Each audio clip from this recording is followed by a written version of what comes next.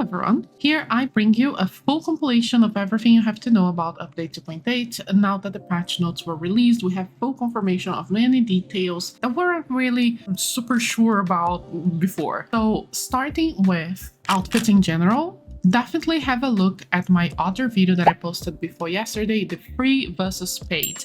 In that video, you can see all of the details of all of the outfits, evolutions, colors, deep echoes. Today, I'm just gonna talk very quickly, just as a reminder of the entire content coming up on the 2.8. So first of all, Blooming Dreams, if you have the second and or final evolution, you will get the extra rewards, which should be a alternate prop color and also a Momo pose at the second evolution. And if you do have the final evolution, you're gonna get a extra makeup set, which we already seen the eyes, I think, and also the alternative piece details, as well as a new extra pose. Then we have the Alrosa and Silvergale final evolution alternative pieces and extra makeup set, and potentially extra pose as well. So Alrosa will get a shortened dress, and the crown will lose the metal part. It's perfection, no comment. Loved what they've done here. And Silvergale will get a shortened dress as well. It will lose the exterior fabric, and the crown will lose the wings, looking like just like a moon icon behind her. Really cool as well. I really love it. I wish the Silvergale will lose the feathers on her back, but that's like just any long hair will cover that, so it's not too bad. But overall, I do like the final evolution alternatives. For the Seal Stars final evolution alternative, that will be later on the second half of 2.9, so end of September. Then we have this collab that will give us these two pieces. Then we have all of the banners. First we'll have the 5-star banners. There are two. First banner is the ballerina outfit with this full star. When you activate the ability, it will increase your movement speed slightly and also allow you to climb up walls vertically. But there are many things that have to be tested, which I'll include on my video showcase on the first day of the update. Things like, does it work in mountains, you know, like uneven walls, or is it just like flat walls? How much can you jump? Is it easy to control? Like, does it disconnect, like how it disconnects from the walls and so on? So I'm gonna test all of that. You can jump once while you're sliding through the walls, but if you jump twice, I think you're gonna be floating. And if your stamina ends, which is a special energy for this ability, it will also make you float down to the floor again. Alternatively, you can also summon a mirror with an area underneath that you can place on the water to walk on the water slightly. And in this mirror, you will get some extra shadows of your Nikki. And you can swap their outfits and let friends swap outfits with the shadows as well. Very interesting, very unique. Also needs to be tested on the first day because we don't have any other ability quite like this. So to test all of the limitations, like, oh, do we have to change the outfits every single time that we summon the mirror, or is there a way to save them, or do they get saved from the last run or something like that? I'll test all of these details on the first day. Then we have the full star, which is this one, and we have the other 5-star banner, which is this griffon outfit. This ability is a lot more straightforward. It's a mount, very, very similar to the unicorn, although there is some slight differences between them. First of all, the griffon or lion here doesn't exactly soar like the unicorn. So the unicorn can soar freely and you can move left and right as you wish, while the griffon will hover, stay in the air, and then you can pick a target or a direction, and then the lion will soar towards that specific direction. So you can't really freely control it, but with the target you can soar towards that target. So this also has to be tested on the first day because it really depends on the size of the area. If the area is really small, then the soar is not really that great, but if they give us a very big area, then the soar can be actually more efficient because the lion will move faster, or at least that's the impression that I have from the trailer of the ability. Not only that, when Nikki uses her charged archery attacks, the lion will also roar, also damaging the Essling. So when you do the target hover and when you do the roaring here with the charged attack, then you will damage the Esslings around you. Also needs to be tested. We don't know exactly the amount of damage that it deals, but that's really helpful still. Not only that, you will be able to use the petting fishing, and bug catching abilities while mounted, both in the lion and also in the unicorn. It will be updated accordingly. You can use them, and when you use these abilities, you'll automatically exit the mount to perform the action, but at least you don't need to exit and then perform action. You can just instantly click it. And if you have one of the outfits that have an upgraded version of this ability, so the Forest Ripple with Flourish Walk, which is gathering, the Floral Rebirth, which is a bug catching area, and also the Enchanted Encounter with Petting in area, these three abilities specifically, you can use it without exiting the mount. So at the moment that you click the ability will work. It doesn't kick you out of the mount. So that's even better if you have any of these abilities or all of them. Then this is the full stop. But again, I'll test everything and post first day. I'll also be streaming as soon as the server opens on Twitch, and I'll be testing everything. So if you have any questions, you can join there, ask me, and I test live just so you have, like, in case you have more specific questions before you decide to pull or not. Then we have the double full star banners on the second half, which should be August 7th. These are Ling Lung-ish outfits. So as many people has commented already, I think most of us are thinking now whether 2.9 could potentially be a Ling Lung themed banner. And this could make sense because in September, when 2.9 happens, will be the Moon Festival or Mooncake Festival. And that's a perfect timing for releasing a Ling Lung banner. I personally would love if they did like a Ling Lung airship pirates, you know, and then auto fishing. Just hoping for the auto fishing. But I would like to remind you as well that there is a chance that they release a really good ability in 2.9. So if you're not like in love with any outfits, then try to definitely wait a couple days at least until you hear what everyone is saying, see videos like my video showcases, reveals, shoujo pull, stuff like that before you make a decision. But we will get a lot of rewards in this patch, which I'll cover at the end of the video.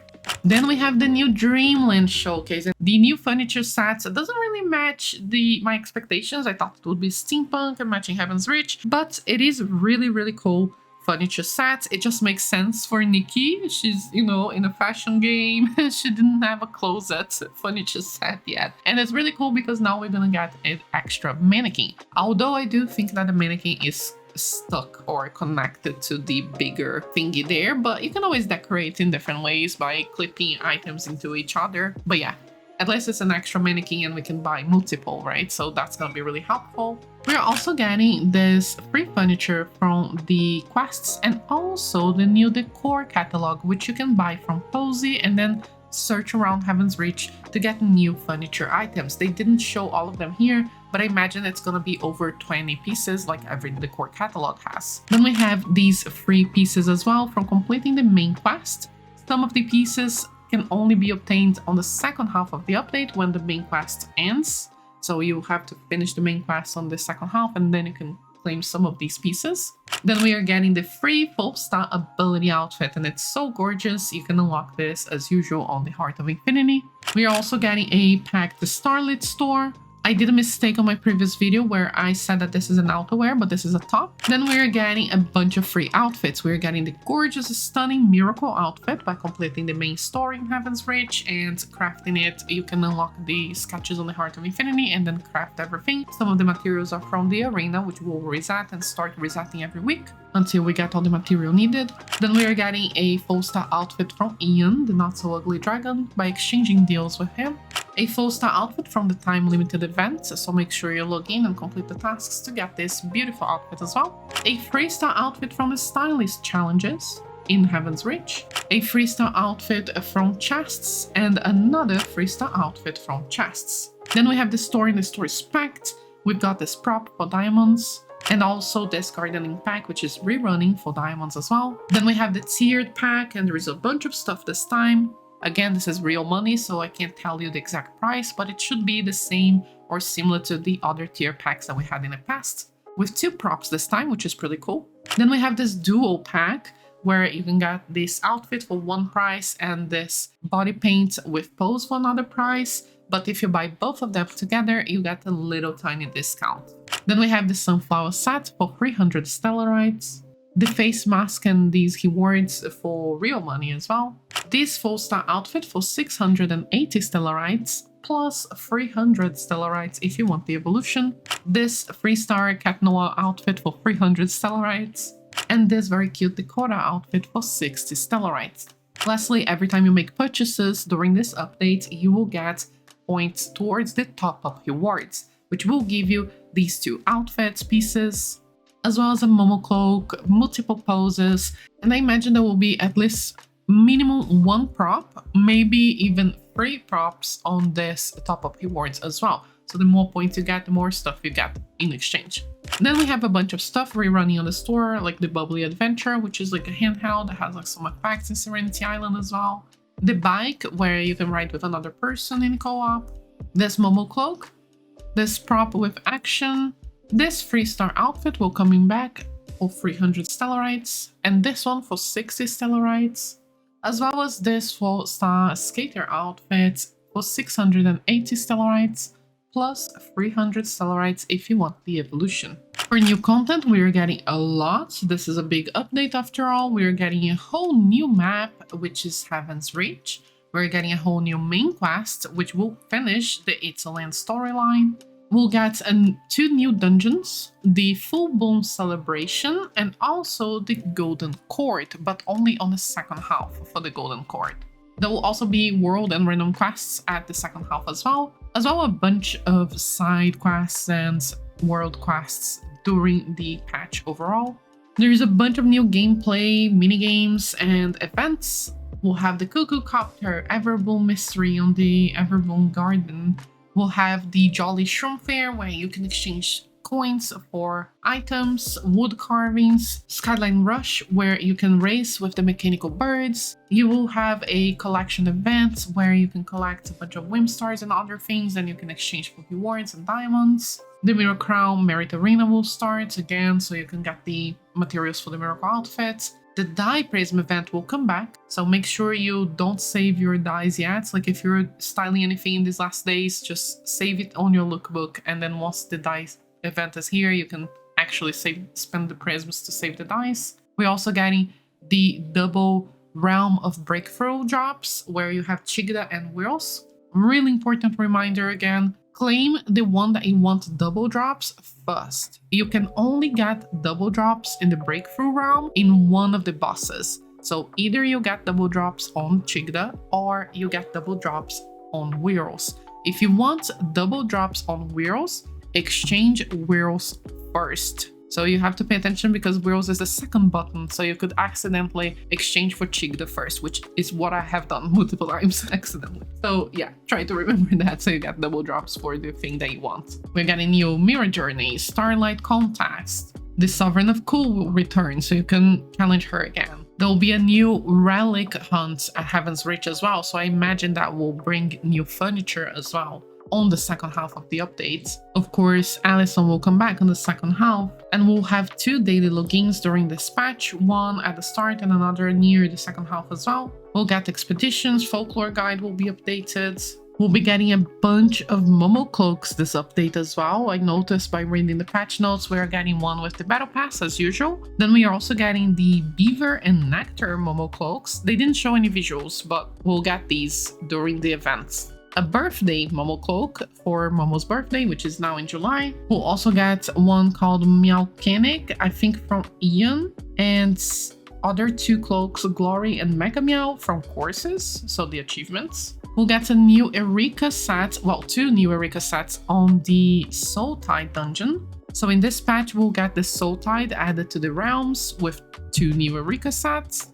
And then we'll also get 2 new dungeons, but these are not added to the realms yet. Will probably be on the next update or 2.10. So we'll have more Eureka sets very soon. Then we have a bunch of optimizations. First, about the mounts. Since we are getting a new mount and the unicorns being optimized, they're making the mount ability slightly better. So mount mode will now automatically switch to the default outfit when your outfit is incompatible. You can also use the Momo's wardrobe while setting up the outfit now, so you can pair up Momo cloak with Nikki outfit to match each other during the mounting. And the lion and the unicorn can now use the petting, bug catching, and fishing, so the unicorn will be updated to also allow your use abilities while you're mounted, which is really nice. For the home island, it's not getting optimized this patch, but it is getting all of the boneyard materials added to the home. So all of the animals that you can see on the screen, all of these plants, and all of this fish will now be available at your home island. We'll get the wardrobe open world preview, which is insane, so good. Even while you're dyeing your outfits, so you can now preview the exact color in the open world, no matter where you are.